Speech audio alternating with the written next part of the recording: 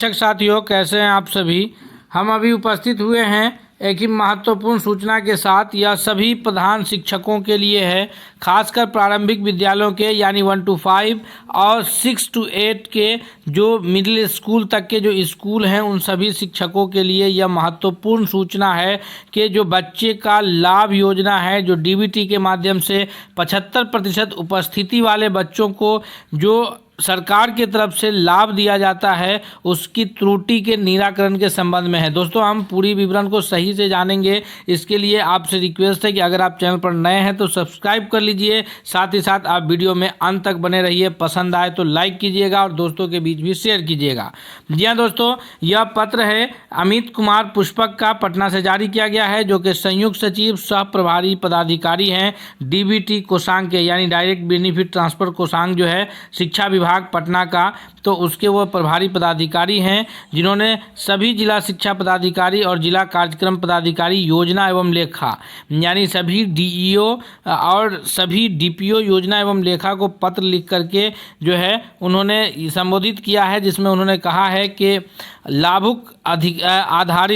आधारित योजनाओं का लाभ प्रदान करने हेतु 75% उपस्थिति छात्र छात्राओं के त्रुटिपूर्ण डाटा को त्रुटियों का निराकरण कर ई शिक्षा कोष पोर्टल पर उपलब्ध कराने के संबंध में। जी हाँ, तो जितने अभी गत माह में जो है शिक्षक जो छात्र थे उनके 75% उपस्थिति पर डीबीटी योजना के तहत जो है उनके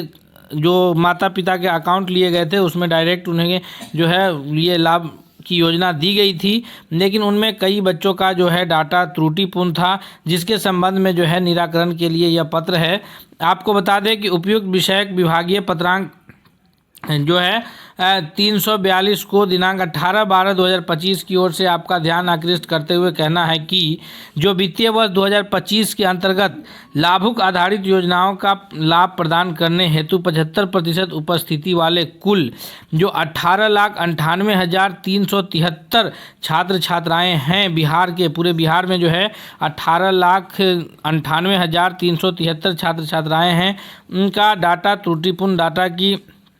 त्रुटि का निराकरण करने का जो समय दिया गया था वो 31 दिसंबर 2025 तक का समय था कि जिन भी स्टूडेंट का, जिन भी छात्र छात्राओं का डाटा अगर अकाउंट नंबर हो, आधार नंबर हो या किसी भी प्रकार का डाटा जो है इस शिक्षा कोष पर अगर त्रुटिपूर्ण है तो जो विद्यालय का या ये डीओ डीपीओ को लिखे थे, जिसके अंतर्गत विद्यालय की यह जिम्मेदारी थी,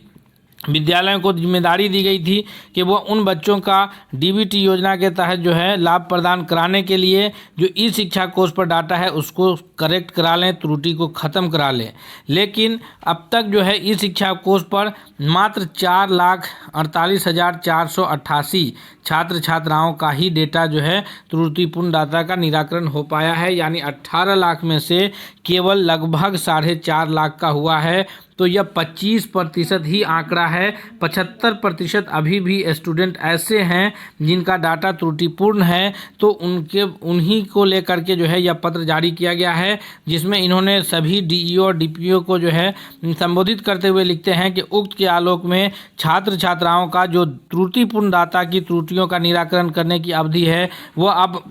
31 दिसंबर की जगह 15 जनवरी 2026 तक विस्तारित की गई है, क्योंकि दोस्तों इसी बीच में जो है 25 दिसंबर से शिक्षकों का शीतकालीन अवकाश चल रहा है, 25 से 31 दिसंबर के बीच। तो यह कार्य को संपूर्ण करने में थोड़ा सा शिक्षकों की तरफ से जो है कमी रह जाएगी, क्योंकि एक हफ्ते का अवकाश है। अवकाश में जो है शिक्षक अवकाश का उपभोग अगर नहीं कर पाते, ये अगर इस कार्य में संलग्न कर दिया जाता तो इसी को देखते हुए जो है स्थिति को पटना से विस्तारित किया गया है 15 जनवरी 2026 तक। और साथ ही साथ आगे लिखा गया है कि अतः अनुरोध है कि छात्र छात्राओं के डेटा के त्रुटिपूर्ण निराकरण करते हुए 15/1/2026 तक हर हाल में जो है इस शिक्षा कोष पोर्टल पर अपलोड करने की कृपा करें, ताकि छात्र छात्राओं के योजनाओं का लाभ प्रदान किया जाए। और आगे इसमें लिखे हैं कि इसको सर्वोच्च प्राथमिकता दी जाए। अर्थात जो है अब आप देखिएगा सभी प्रधान शिक्षक, खास करके जो है सभी प्रधान शिक्षक को हम संबोधित करते हुए कहना चाहते हैं कि अब सभी जिला में, बिहार के 38 जिला में डीईओ और डीपीओ की तरफ से आपको पत्र जारी किया जाएगा और आपको कहा जाएगा कि आप 15 जनवरी तक इस कार्य को जरूर संपूर्ण करें। इसलिए विद्यालय खुलते ही आप इसे सर्वोच्च प्राथमिकता देते हुए आप सभी बच्चों का, जिन बच्चों का आपके यहाँ नामांकन है इस शिक्षा कोष पर, जिनका डाटा आपने अपलोड कर रखा है, उसकी डाटा में अगर किसी भी प्रकार की त्रुटि पाई जा रही है तो आप उन बच्चों के पेरेंट्स से, माता पिता से मिल कर के जो संबंधित डॉक्यूमेंट्स होगा वो लेकर उसमें सुधार कर लेंगे। इसको 15 जनवरी तक आप हर हाल में कर लेंगे, क्योंकि जब आप 15 जनवरी तक सुधार कर लेंगे तभी उन बच्चों का जो त्रुटिपूर्ण रहने के कारण जो लाभ से वंचित रह गए हैं उन बच्चों को लाभ मिल पाएगा, अन्यथा वो बच्चे आगे भी लाभ से वंचित रह जाएंगे। अतः यह जो न्यूज़ है यह आपके लिए सबसे महत्वपूर्ण हो जाता है, क्योंकि आपको जो समय दिया गया था 31/12 का, उसको विस्तारित करते हुए अब समय को जो विस्तारित किया गया है वह 15 जनवरी 2026 तक विस्तारित कर दिया गया है। दोस्तों, हम उम्मीद करते हैं कि यह जानकारी आपके लिए बहुत ही लाभकारी है और यह आगे भी आपको इस प्रकार की जो जानकारी पटना से आएगी उसको सबसे पहले प्राप्त कराने के लिए आप हमारे चैनल को सब्सक्राइब कर लीजिए, साथ ही साथ बेल आइकन को प्रेस कर लीजिए ताकि अगला कोई भी अपडेट्स आएगा तो हम सबसे पहले आपको उपलब्ध कराएंगे। तब तक के लिए बहुत बहुत धन्यवाद।